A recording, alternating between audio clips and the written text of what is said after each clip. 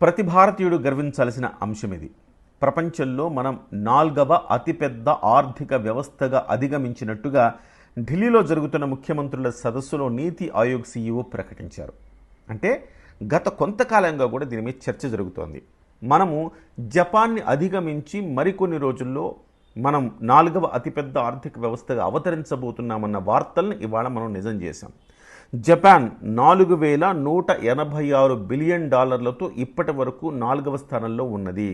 దాన్ని మనం అధిగమించి వెనక్కు నెట్టి మనం 4వ స్థానానికి వెళ్ళి $4,187 బిలియన్ మనము ఆ స్థానాన్ని కైవసం చేసుకున్నాం. ఇక మనకంటే ముందు ముగ్గురున్నారు. 1 అమెరికా, 2 చైనా, 3 జర్మనీ.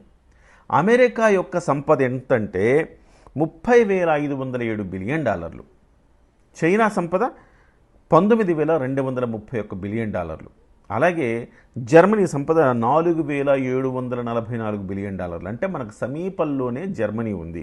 రాబోయే 2.5 నుంచి 3 సంవత్సరాల్లో జర్మనీని మనం అధిగమిస్తామని ప్రపంచ ఆర్థిక నిపుణులు చెప్తా ఉన్నారు.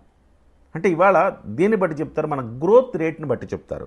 మన గ్రోత్ రేట్ ఎంత ఉందంటే 6.2 ఉంది 2025లో. 2026లో ఇది 6.3%కి చేరుకుంటుంది. గ్రోత్ రేట్ అనమాట. కానీ ప్రపంచ సగటు ఎట్లా ఉందంటే 2.8 మాత్రమే ప్రపంచ సగటు ఉంది.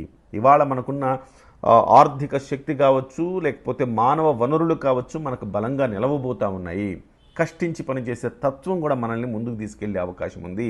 సో రానున్న 2.5 నుంచి 3 ఏళ్లలో మనము జర్మనీని అధిగమించి 3వ స్థానాన్ని అయితే కైవసం చేసుకుంటాం. కానీ 2వ స్థానం అంటే మనకు చైనాకు చాలా వ్యత్యాసం కనబడుతుంది. దాదాపు $14,000 బిలియన్ కనబడుతుంది. కానీ అదేం అసాధ్యమైతే కాదు, కానీ ప్రస్తుతం అయితే సాధ్యమయ్యే అవకాశం లేదు. ఇంకా దానికి ఇంకొక దశాబ్ద కాలం పట్టచ్చు.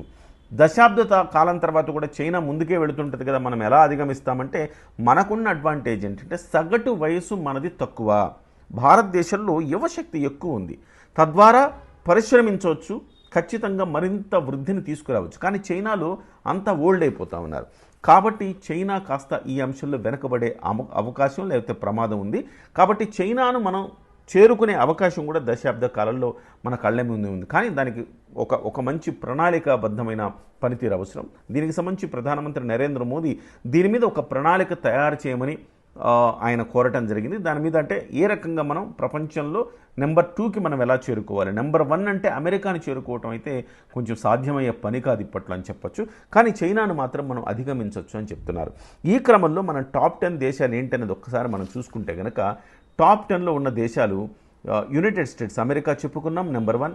Number 2 China, number 3 Germany, number 4 India, number 5 Japan, number 6 United Kingdom, అలాగే నెంబర్ 7 ఫ్రాన్స్, నెంబర్ 8 ఇటలీ, 9వ స్థానంలో కెనడా ఉంది, 10వ స్థానంలో బ్రెజిల్ ఉంది. అసలు మనం ఎదిగిన తీరు ఒక్కసారి మనం పరిశీలిస్తే 20 ఏళ్ల క్రితం అంటే 2005-2006లో మన పొజిషన్ 13వ ర్యాంక్ మంది. ఆ రోజు తర్వాత నుంచి మనం 2010లో చూస్తే కనుక మనది 10వ ర్యాంకుకు మనం ఎగబాకాం. 2010 నుంచి 2019కి చూసుకుంటే 5వ స్థానాన్ని మనం కైవసం చేసుకున్నాం. మనల్ని పరిపాలించిన బ్రిటన్ని మనం వెనక్కి నెట్టి మనం 5వ స్థానానికి ఆ రోజు చేరుకున్నాం.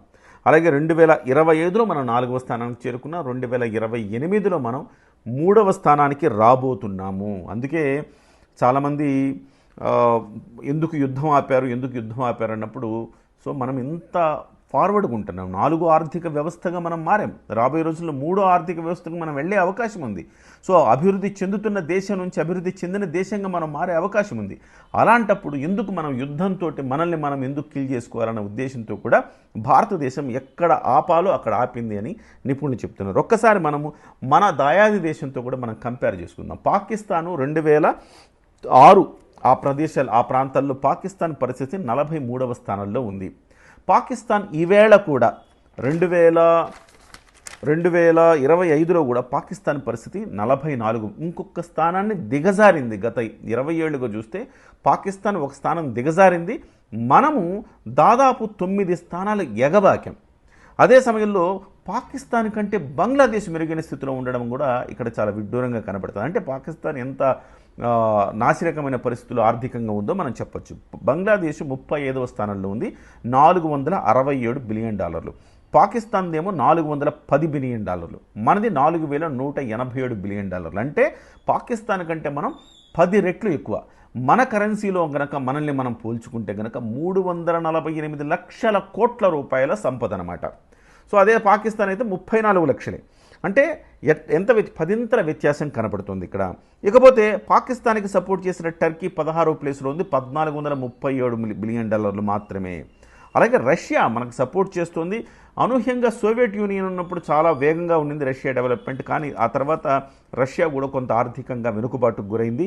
11వ స్థానంలో రష్యా ఉంది, 2076 రష్యా యొక్క జీడిపి అనమాట. ఈ రకంగా తీసుకుంటే మనం అంటే మనల్ని పరిపాలించిన లండన్ని, బ్రిటన్ని కూడా మనం దాటి ముందుకెళ్ళిపోయాం, జపాన్ని దాటి ముందుకెళ్ళిపోయాం, జర్మనీని దాటి ముందుకెళ్ళే క్రమంలో మనం ఉన్నాం. సో జయహో భారత్ అని చెప్పాల్సిన తరుణం ఇది. పవన్ కళ్యాణ్ గారు కూడా దీని మీద ట్వీట్ చేశారు. సో నరేంద్ర మోదీ గారి నాయకత్వంలో చాలా బలంగా ముందుకెళ్తున్నామని చెప్పేసి. సో మనము అభివృద్ధి చెందుతున్న దశ నుంచి అభివృద్ధి చెందిన దశకి చేరుకోవటం అతి తక్కువ కాలంలోనే ఉంది అని మనం చెప్పుకోవచ్చు.